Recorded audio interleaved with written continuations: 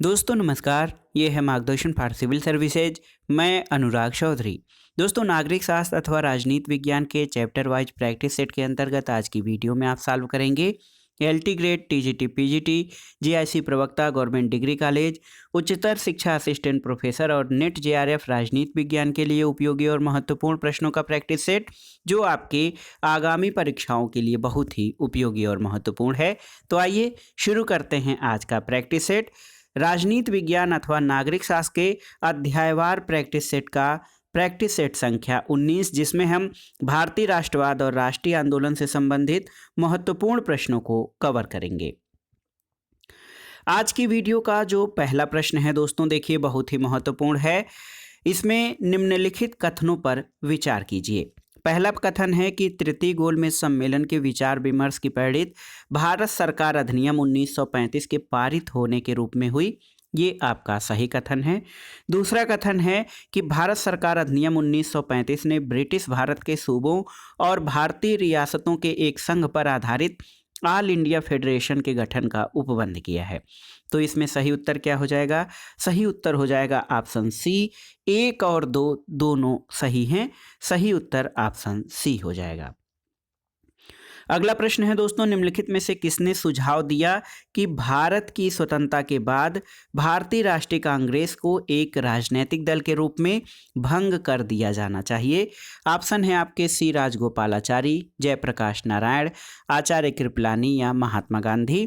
तो सही उत्तर है ऑप्शन डी, महात्मा गांधी ने यह सुझाव दिया था कि भारत की स्वतंत्रता के बाद भारतीय राष्ट्रीय कांग्रेस को एक राजनीतिक दल के रूप में भंग कर दिया जाना चाहिए। इसका कारण ये है कि महात्मा गांधी का मानना था कि भारतीय राष्ट्रीय कांग्रेस का उद्देश्य देश को स्वतंत्रता दिलाना था। उसका ये उद्देश्य पूरा हो गया है, इसलिए अब इसे एक राजनीतिक दल के रूप में भंग कर दिया जाना चाहिए।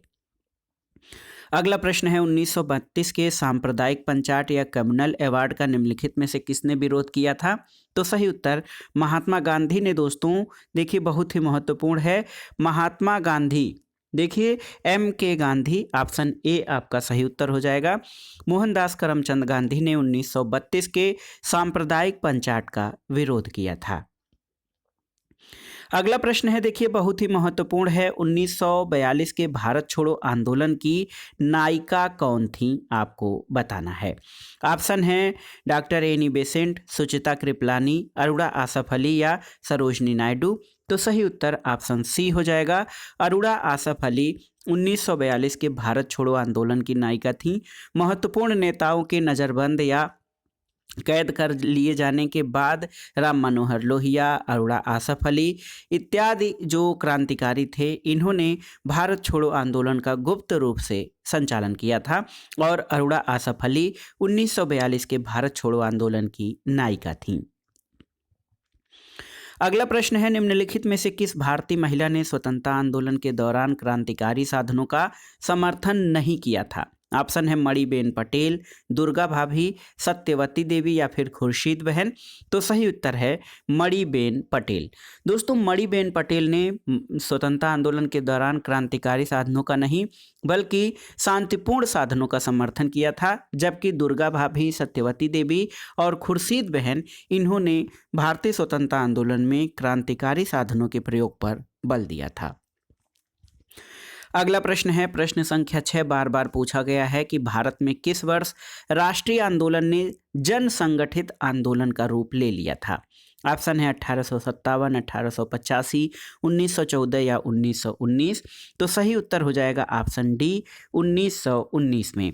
दोस्तों, भारत में 1919 में राष्ट्रीय आंदोलन ने जन संगठित आंदोलन का रूप ले लिया था। अगला प्रश्न है, सावरकर जुड़े थे किससे, किस पार्टी से? तो सही उत्तर है सावरकर या बीडी सावरकर हिंदू महासभा से जुड़े थे। अगला प्रश्न है दोस्तों, भारत को पूर्ण आज़ादी और 26 जनवरी को स्वतंत्रता दिवस स्वीकार करने की मांग किसने की थी? तो दोस्तों, सही उत्तर आपका हो जाएगा जवाहरलाल नेहरू ने 26 जनवरी को स्वतंत्रता दिवस स्वीकार करने की मांग की थी। और आपकी जानकारी के लिए बता दें, और आप जानते भी होंगे दोस्तों, लाहौर कांग्रेस अधिवेशन जो 31 दिसंबर 1931 को हुआ था, उसमें पूर्ण स्वराज का प्रस्ताव पारित किया गया था। और इसी सम्मेलन में, कांग्रेस अधिवेशन में, ये निश्चित किया गया था कि प्रत्येक वर्ष 26 जनवरी को पूर्ण स्वाधीनता या पूर्ण स्वतंत्रता दिवस मनाया जाए। और पहली बार दोस्तों देखिए, पहली बार 26 जनवरी को मनाया गया था पूर्ण स्वतंत्रता दिवस, जो लाहौर अधिवेशन के बाद। अगला प्रश्न है, निम्नलिखित में से कौन सा असहयोग आंदोलन 1921-22 के कार्यक्रम से संबंधित नहीं था? ऑप्शन है देश में राष्ट्रीय संस्थाओं की स्थापना करना, विदेशी वस्तुओं और सरकारी कार्यक्रमों का बहिष्कार करना, स्वदेशी वस्तुओं का प्रयोग करना और ब्रिटिश अधिकारियों का अपमान करना। देखिए दोस्तों, ऑप्शन डी जो है ये असहयोग आंदोलन से संबंधित नहीं था, जबकि राष्ट्रीय संस्थाओं की स्थापना, विदेशी वस्तुओं और सरकारी कार्यक्रमों का बहिष्कार और स्वदेशी वस्तुओं का प्रयोग, ये सभी असहयोग आंदोलन से जुड़े थे। लेकिन ब्रिटिश अधिकारियों का अपमान करना ये असहयोग आंदोलन का कार्यक्रम का हिस्सा नहीं था। अगला प्रश्न है दोस्तों, ये किसने कहा था कि पूर्णतया वचनबद्ध नौकरशाही ही वह सामाजिक परिवर्तन ला सकती है जो पंचवर्षीय योजनाओं और प्रगतिशील विधान में निहित है? ऑप्शन है जवाहरलाल नेहरू, इंदिरा गांधी, बीपी सिंह और चंद्रशेखर। तो सही उत्तर है ऑप्शन बी, इंदिरा गांधी। दोस्तों, इंदिरा गांधी ने वचनबद्ध नौकरशाही या प्रतिबद्ध नौकरशाही की वकालत की थी, ये सामाजिक परिवर्तन लाने के लिए। जबकि नौकरशाही की विशेषताओं में आप जानते हैं कि ये तटस्थ होती है, जबकि इंदिरा गांधी ने प्रतिबद्ध नौकरशाही की वकालत की थी। अगला प्रश्न है दोस्तों, अंबेडकर ने स्वतंत्र मजदूर दल की स्थापना किस वर्ष की थी? तो सही उत्तर है 1936 में बाबा साहब भीमराव अंबेडकर ने स्वतंत्र मजदूर दल की स्थापना की थी। अगला प्रश्न है दोस्तों, रोलट एक्ट किस वर्ष पारित किया गया था? आपको बताना है। तो सही उत्तर है 1919 में। दोस्तों, रोलट एक्ट को काला कानून या कठोर कानून भी कहा जाता था, और ये बिना अपील और बिना दलील का कानून था, और इसमें सरकार किसी को भी जो है बिना कारण बताए गिरफ्तार कर सकती थी और उस पर मुकदमा चला सकती थी। अगला प्रश्न है, भारत को औपनिवेशिक स्टेटस दिए जाने की मांग किसने की थी? ऑप्शन है दादा भाई नौरोजी, शहीद भगत सिंह, चंद्रशेखर आजाद या रास बिहारी बोस। तो सही उत्तर है ऑप्शन ए, दादा भाई नौरोजी। दोस्तों, भारत के grand old man of India और उदारवादी राजनीतिज्ञ दादा भाई नौरोजी ने भारत को औपनिवेशिक स्टेटस दिए जाने की मांग की थी।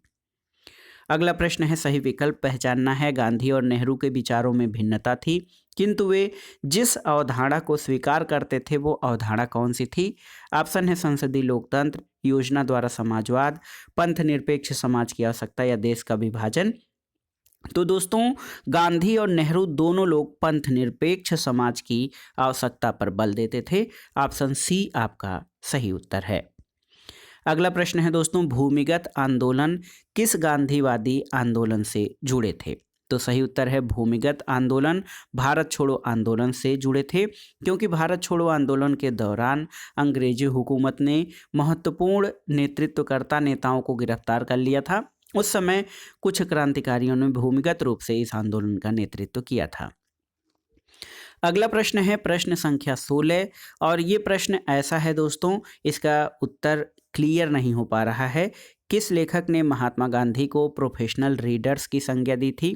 तो इसका उत्तर मुझे कई जगह अलग अलग मिल रहा है। मार्टिन ग्रीन भी मिल रहे हैं, रोमियो रोला मिल रहा है, या फ्रेडरिक बी फिशर मिल रहा है। तो ये प्रश्न आपके लिए है कि हमें साक्ष्य सहित बताइए कि किस लेखक ने महात्मा गांधी को प्रोफेशनल रीडर की संज्ञा दी थी। तो ये आपके लिए प्रश्न है, मुझे इसका सटीक उत्तर नहीं मिला है। अगला प्रश्न है दोस्तों, देखिए, सूची 1 को सूची 2 के साथ सुमेलित कीजिए और सूचियों के नीचे दिए गए कोड का प्रयोग करके सही उत्तर का चयन कीजिए। देखिए, देशबंधु चित्तरंजन दास, इनकी पत्नी का नाम था बसंती देवी। लाला लाजपत राय की पत्नी राधा देवी, महात्मा गांधी की कस्तूरबा गांधी और मोतीलाल नेहरू की स्वरूप रानी थी। तो सही उत्तर क्या हो जाएगा? ऑप्शन बी, 4 3 2 1 सही सुमेलन हो जाएगा। अगला प्रश्न है दोस्तों, भारत छोड़ो आंदोलन के नेताओं को गिरफ्तार करने के लिए ब्रिटिश सरकार द्वारा चलाया गया ऑपरेशन कौन था? तो सही उत्तर हो जाएगा ऑपरेशन जीरो आवर। और जैसे ही भारत छोड़ो आंदोलन शुरू हुआ, उसके शुरू होने के पहले ही ऑपरेशन जीरो आवर के तहत ब्रिटिश सरकार द्वारा जो इसके नेता थे, महात्मा गांधी, जवाहरलाल नेहरू, जो तमाम बड़े नेता थे, उनको ऑपरेशन जीरो आवर के तहत गिरफ्तार कर लिया गया था। अगला प्रश्न है, किसने प्रारंभिक शिक्षा संघ को स्थापित किया था? तो सही उत्तर है महात्मा गांधी ने प्राथमिक शिक्षा संघ स्थापित किया।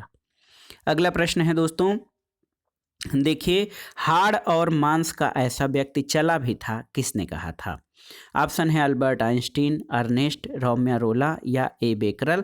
तो सही उत्तर है दोस्तों, 1000 वर्ष बाद आने वाली पीढ़ियां शायद ही विश्वास कर पाए कि इस पृथ्वी पर हाड़ और मांस का ऐसा व्यक्ति चला भी था।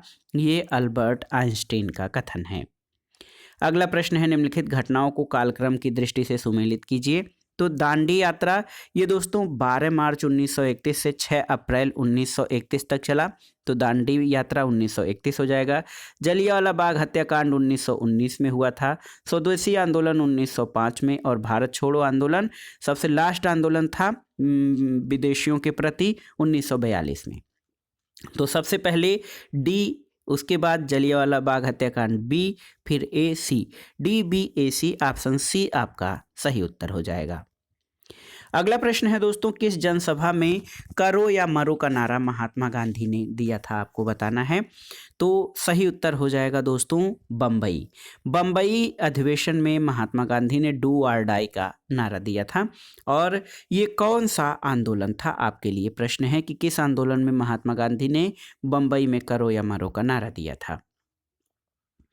अगला प्रश्न है, गांधी जी ने राष्ट्रवाद का मुंह दिन प्रतिदिन किन की ओर मोड़ा था? ऑप्शन है कामगारों, किसानों, आम जनता या जनजाति लोगों। तो सही उत्तर है आम जनता की ओर, ऑप्शन सी आपका सही उत्तर हो जाएगा। गांधी जी ने राष्ट्रवाद का मुंह दिन प्रतिदिन आम जनता की ओर मोड़ा। इसका मतलब ये है कि उन्होंने राष्ट्रीय आंदोलन में आम जन की सहभागिता पर विशेष बल दिया था। अगला प्रश्न है दोस्तों, भारत छोड़ो प्रस्ताव जो है ये कहाँ पास हुआ था? तो सही उत्तर है भारत छोड़ो प्रस्ताव बम्बई में पास हुआ था। अगला प्रश्न है दोस्तों, निम्नलिखित में से किसने अंग्रेजों से एशिया छोड़ने को कहा था? तो ये थे महात्मा गांधी, जिन्होंने अंग्रेजों से एशिया छोड़ने को कहा था। अगला प्रश्न है दोस्तों, भारत छोड़ो आंदोलन 1942 के किस महीने में आरंभ हुआ था? तो ये महीना था अगस्त महीना, और 8-9 अगस्त को भारत छोड़ो आंदोलन जो है प्रारंभ करने के लिए कांग्रेस कार्य समिति की बैठक हुई थी, और इसी अगस्त में ही जो है भारत छोड़ो आंदोलन प्रारंभ किया गया था। अगला प्रश्न है दोस्तों, राष्ट्रवादियों ने बम्बई के निकट पहली बार गुप्त ट्रांसमीटर का उपयोग किया था किस आंदोलन के दौरान? तो सही उत्तर है भारत छोड़ो आंदोलन के दौरान राष्ट्रवादियों ने बम्बई के निकट गुप्त ट्रांसमीटर का उपयोग करके जो है गुप्त रेडियो का संचालन किया था। अगला प्रश्न है दोस्तों, निम्नलिखित घटनाओं को कालक्रम की दृष्टि से सजाइए और कूट के आधार पर सही उत्तर का चयन कीजिए। भारतीय राष्ट्रीय कांग्रेस की स्थापना कब हुई थी? तो ये सबसे पहले भारतीय राष्ट्रीय कांग्रेस की स्थापना हुई, उसके बाद जलियांवाला बाग, असहयोग आंदोलन, फिर भारत छोड़ो आंदोलन। तो क्रम जो हो जाएगा वो हो जाएगा आपका 1 2 3 4। 1 2 3 4 इसलिए कि भारत छोड़ो आंदोलन जो है दोस्तों सबसे लास्ट में हुआ था। और कांग्रेस की स्थापना कब हुई थी? देखिए, कांग्रेस की स्थापना, तो दोस्तों कांग्रेस जो है इसकी स्थापना सबसे पहले हुई थी, और 1885 में, जलियांवाला बाग हत्याकांड 1919 में, असहयोग आंदोलन 1920 और भारत छोड़ो 1942 में। अगला प्रश्न है दोस्तों, नेताजी सुभाष चंद्र बोस ने स्वाधीन भारत की अस्थायी सरकार के गठन की घोषणा कब की थी? कौन सा दिन था? तो वो दिन था दोस्तों 21 अक्टूबर 1943 को नेताजी ने स्वाधीन भारत की अस्थायी सरकार के गठन की घोषणा की थी। अगला प्रश्न है, आज़ाद हिंद फौज का प्रथम सेनापति कौन था? सही उत्तर कैप्टन मोहन सिंह। दोस्तों कैप्टन मोहन सिंह आज़ाद हिंद फौज के प्रथम सेनापति थे। अगला प्रश्न है दोस्तों, कांग्रेस छोड़ने के बाद सुभाष चंद्र बोस ने कौन सी पार्टी बनाई थी? ऑप्शन है Indian freedom party, Azad Hind फौज, रिवोल्यूशनरी फ्रंट या फॉरवर्ड ब्लॉक। तो सही उत्तर ऑप्शन डी, फॉरवर्ड ब्लॉक की स्थापना कांग्रेस छोड़ने के बाद सुभाष चंद्र बोस ने की थी। अगला प्रश्न है, 2 INA मुख्यालय जिन्हें सुभाष चंद्र बोस ने स्थापित किया था वो कहाँ पर थे? तो देखिए सिंगापुर और टोक्यो में। दोस्तों बहुत ही महत्वपूर्ण है, 2 INA जो स्थापित किए थे मुख्यालय सुभाष चंद्र बोस ने, वो सिंगापुर और टोक्यो में थे। और देखिए आज़ाद हिंद फौज का गठन कब और किसने किया था? बहुत ही महत्वपूर्ण प्रश्न है दोस्तों। ये प्रश्न देखिए, इसमें ऑप्शन देख लेते हैं। सही उत्तर हो जाएगा, देखिए आज़ाद हिंद फौज का गठन किसने किया था? सुभाष चंद्र बोस ने 1942 में, राम बिहारी बोस ने 1942 में, मोहन सिंह ने 1942 में। तो सही उत्तर ऑप्शन सी हो जाएगा दोस्तों, मोहन सिंह ने 1942 में। देखिए दोस्तों बहुत ही महत्वपूर्ण है, आज़ाद हिंद फौज या इंडियन नेशनल आर्मी जिसको INA कहा जाता है, इस सेना के गठन में कैप्टन मोहन सिंह, रास बिहारी बोस और निरंजन सिंह गिल ने महत्वपूर्ण भूमिका निभाई थी। तो इसमें ऑप्शन सी आपका सही उत्तर हो जाएगा। अगला प्रश्न है, सुभाष चंद्र बोस ने स्वतंत्र भारत की सरकार का गठन कहाँ किया था? तो ये सिंगापुर में। देखिए सिंगापुर में दोस्तों सुभाष चंद्र बोस ने स्वतंत्र भारत की सरकार का गठन किया था। अगला प्रश्न है, 1938 में राष्ट्रीय योजना समिति की नियुक्ति किसने की थी? तो सही उत्तर है दोस्तों, 1938 में कांग्रेस के अध्यक्ष सुभाष चंद्र बोस थे और जवाहरलाल नेहरू की अध्यक्षता में जो है राष्ट्रीय योजना समिति की नियुक्ति की गई थी। ऑप्शन बी आपका सही उत्तर हो जाएगा। अगला प्रश्न है, नेताजी सुभाष चंद्र बोस द्वारा आज़ाद हिंद फौज का गठन कहाँ किया गया था? तो सही उत्तर सिंगापुर में। दोस्तों सिंगापुर में नेताजी सुभाष चंद्र बोस द्वारा आज़ाद हिंद फौज का गठन किया गया था। और देखिए दोस्तों बहुत ही महत्वपूर्ण प्रश्न है, महात्मा गांधी को सर्वप्रथम राष्ट्रपिता यानी फादर ऑफ द नेशन किसने कहा था? तो ये थे नेताजी सुभाष चंद्र बोस। इन्होंने महात्मा गांधी को सबसे पहले राष्ट्रपिता कहा था। अगला प्रश्न है, किसने इंडियन नेशनल आर्मी का गठन किया था? तो इंडियन नेशनल आर्मी का गठन दोस्तों रास बिहारी घोष। देखिए दोस्तों इंडियन नेशनल आर्मी जो है ये रास बिहारी बोस हैं और यहाँ पर ये घोष ऑप्शन दे रहे हैं तो ये सही नहीं है, रास बिहारी घोष ने किया था। और देखिए दोस्तों बहुत ही महत्वपूर्ण है, सुभाष चंद्र बोस द्वारा 1939 में किस संस्था की स्थापना की गई थी? 1939 में सुभाष चंद्र बोस द्वारा किस संस्था की स्थापना की गई थी? तो सही उत्तर है फॉरवर्ड ब्लॉक की स्थापना। और 1940 में कोका आंदोलन प्रारंभ किया गया था किसके द्वारा? सही उत्तर भगत जवाहर मल के द्वारा 1940 में कोका आंदोलन शुरू किया गया था। अगला प्रश्न है दोस्तों, सुभाष चंद्र बोस ने आज़ाद हिंद फौज की कमान कब संभाली थी? देखिए 1940, 1943, 1945 या 1946। सही उत्तर 1943 ईस्वी में सुभाष चंद्र बोस ने आज़ाद हिंद फौज की कमान संभाली थी। अगला प्रश्न एक कथन है दोस्तों, अब हमें खुलेआम बगावत कर देश को विदेशी शासन से मुक्त कराना है और साथियों मैं आपका और अपने सभी देशवासी भाई और बहनों को इसमें शामिल होने के लिए आह्वान करता हूं। ये घोषणा किसने की थी? तो ये घोषणा नेताजी सुभाष चंद्र बोस ने की थी कि अब हमें खुलेआम बगावत करके देश को विदेशी शासन से मुक्त करना है। अगला प्रश्न है दोस्तों बहुत ही महत्वपूर्ण है, कैबिनेट मिशन भारत कब आया था? तो सही उत्तर है 24 मार्च 1946 को कैबिनेट मिशन भारत आया था।